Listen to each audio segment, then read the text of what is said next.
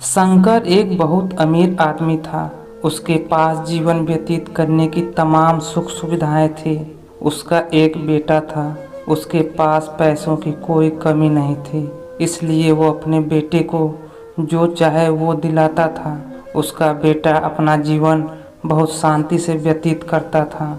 एक दिन शंकर ने सोचा कि मैं अपने बेटे को ये एहसास कराऊंगा कि तुम कितने शांति से तमाम सुख सुविधाओं के साथ अपना जीवन व्यतीत करते हो।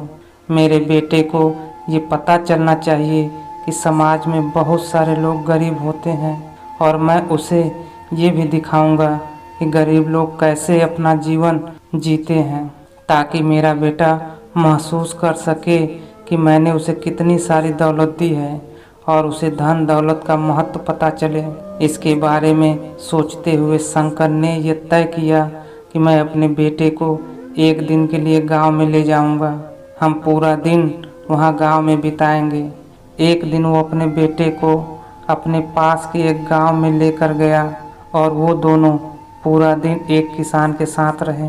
उस आदमी ने अपने बेटे को पूरा गांव दिखाया और साथ ही गांव के लोग कैसे रहते हैं, क्या करते हैं और क्या खाते हैं, क्या पीते हैं, वो सब दिखाया।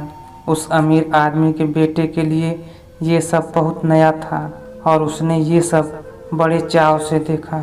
गांव से वापस लौटते समय अमीर आदमी ने अपने बेटे से पूछा, बेटा तुम्हें ये पिकनिक कैसा लगा? बेटे ने जवाब दिया, पापा मुझे बहुत मज़ा आया। पिता ने अपने बेटे से पूछा, बेटा क्या तुमने देखा कि गांव में गरीब लोग कैसे रहते हैं?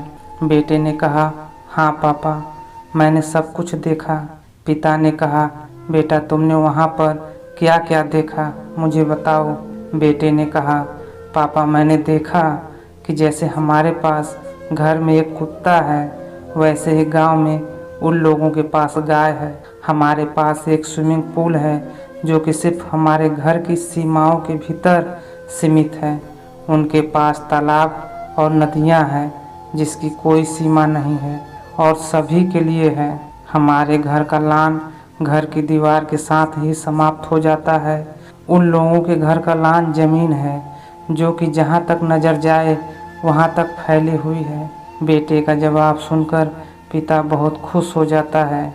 बेटे ने आखिर में पिता से सिर्फ इतना ही कहा, पापा आपका बहुत बहुत धन्यवाद।